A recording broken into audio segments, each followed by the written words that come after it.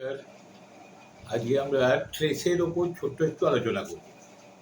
ট্রেসে আমরা সবাই ভুগি এবং ট্রেস বিষয়টা কি, তার থেকে কিভাবে মুক্তি পাওয়া যায় সেই বিষয়ে আমরা আলোচনা করব। কিন্তু ট্রেস এমনই একটা বড় ব্যাপার যে এটা আমরা চট করে যদি মনে করি যে একদিনে সব কথা বলে নেব, এটা সম্ভব না। আমরা যাতে অল্প সময়ের মধ্যে খানিকটা জানাতে পারি।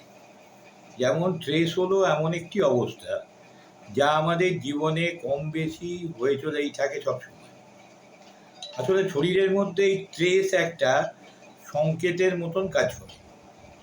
এর দ্বারা শরীরের ভেতরে বা বাইরে বা আমাদের জীবনে আসা আসন্ন বিপদের সংকেত আমরা পাই।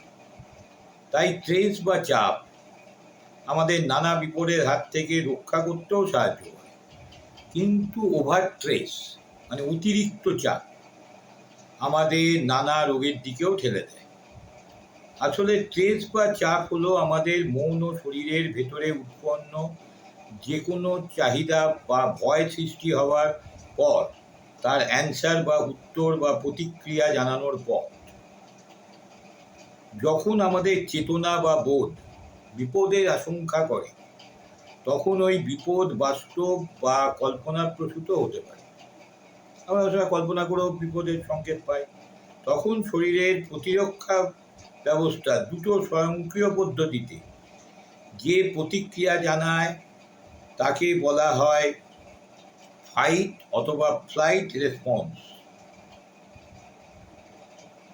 পতঞ্জলি যোগসূত্রে ট্রেস বা ক্লেশকে সংজ্ঞায়িত করা হয়েছে, যা শ্রেণীবদ্ধ করে বলা হয়েছে এইভাবে যে অবিদ্যা অর্থাৎ অজ্ঞতা বা অজ্ঞানতা,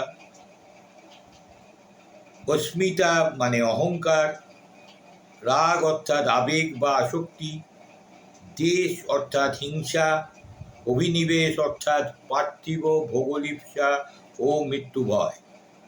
পাশ্চাত্য জগতের সেলি এবং লেভি মত অনুযায়ী ট্রেস দুই প্রকার। এদের মধ্যে বলা হয় ইউস্ট্রেস অ্যান্ড ডিস্ট্রেস। ইউস্ট্রেস মানে ইতিবাচক ট্রেস, ডিস্ট্রেস মানে তার মর্ম পীড়াদায়ক ট্রেস। ইউস্ট্রেস হলো সুস্থ অপরিহার্য চাপ উৎপাদিত হওয়া।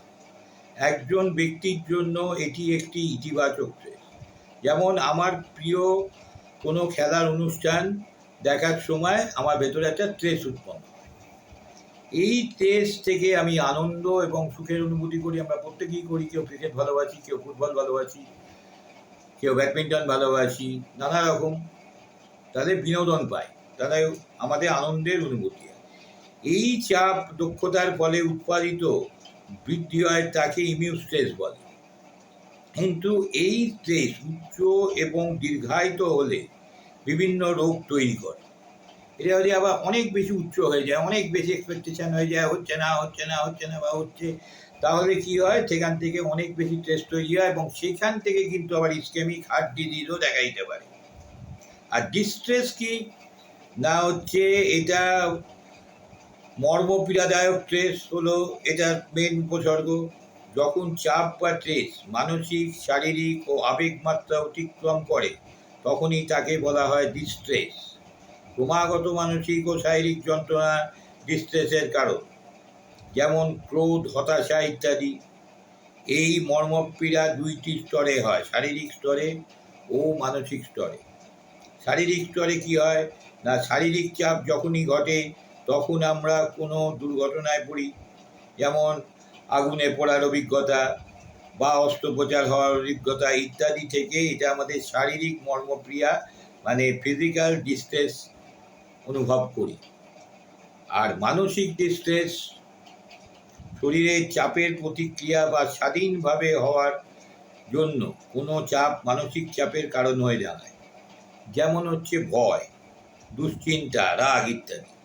এই মানসিক চাপ অস্থায়ী চাপ হতে পারে অথবা এটি দীর্ঘস্থায়ী চাপও হতে পারে। এটা প্রমাণিত হয় যে আমরা অনেক সময় আমরা অতিরিক্ত ক্রোধের শিকার হই, তার থেকে আমাদের নানা রকম সমস্যা দেখা দিতে পারে। আমরা অতিরিক্ত কেউ ভয় পাই, অতিরিক্ত কেউ নানা রকম ধরনের দুশ্চিন্তা করি, তো তার থেকে এটা হতে পারে। তাহলে এই ধরনের চাপ যদি আমাদের বেশি থাকে তাহলে এটা আমাদের অটোনমাস নার্ভাস সিস্টেমকে ডিস্টার্ব করে, এবং সেই কারণে কি এসে দাঁড়ায় না ইনসোমিয়া, অনিদ্রা মানে ঘুম হওয়ার অসুবিধে, মানসিক ব্যাধি, অতিরিক্ত স্ট্রেস থেকে পেটে ব্যথা বা অ্যাবডোমিনাল পেন, চুল পড়ে যাওয়ার সম্ভাবনা, ডায়াবেটিস এবং সেক্সুয়াল ডিসঅর্ডার ও ক্যান্সার এই জাতীয় কিন্তু আমাদের স্ট্রেস থেকে হতে পারে। তাহলে স্ট্রেস আমাদের কত রকম ক্ষতি করতে পারে।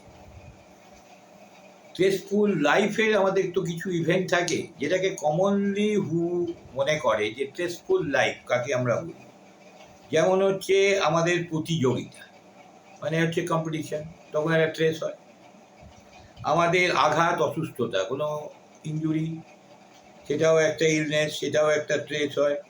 পরীক্ষা, examination, it is the stress একটা কারণ। অবসর গ্রহণ, রিটায়ারমেন্টের পর প্রত্যেকেই মনে করে যে এরপরে আমার কীভাবে সময় কাটবে বা কীভাবে চলবে বা কী করা যাবে। বেকারত্ব বা কাজের যদি সংস্থান না থাকে, বিশাল স্ট্রেস। যদি কারাবাস, যারা ইমপ্রিজনমেন্ট করছে তাদেরও স্ট্রেস। তাছাড়া হলো যে পারিবারিক যে সমস্ত সম্পর্ক, তাতে যদি কোনো রকম বেশি মাত্রায় মিসম্যানেজমেন্ট হয় তাতে স্ট্রেস প্রত্যেকেই পরিবারের মধ্যে, এটা আপনারা নিশ্চয়ই বুঝেছেন। এবং কোনো নিকট আত্মীয়ের মৃত্যুর কারণও আমাদের একটা স্ট্রেসের কারণ হয়। এগুলো আমাদের WHO দ্বারাই মেনশন করা স্ট্রেস। কিন্তু আমাদের এই স্ট্রেসগুলোকে আমাদের শরীরের ইমিউন সিস্টেম, নার্ভাস সিস্টেম একেও প্রতিরোধ করার জন্য গড়ে ওঠে, এবং সেটাতে আমরা মনকে যতটা কন্ট্রোল করতে পারবো তাহলে আমরা স্ট্রেস থেকে বেরোতে পারবো। এবং আমরা জানি স্ট্রেসের জন্য মেডিটেশন খুবই উপকারী, কিন্তু সেটিকে কিভাবে আমরা এক্সটার্নাল স্ট্রেস, ইন্টারনাল স্ট্রেস নিয়ে আবার আলোচনা করব, এবং মেডিটেশন আমাদের কিভাবে উপকার করে সেটা নিয়ে পরবর্তী ভিডিওয়ে যাব। ততক্ষণের জন্য নমস্কার, ভালো থাকবেন, সুস্থ থাকবেন।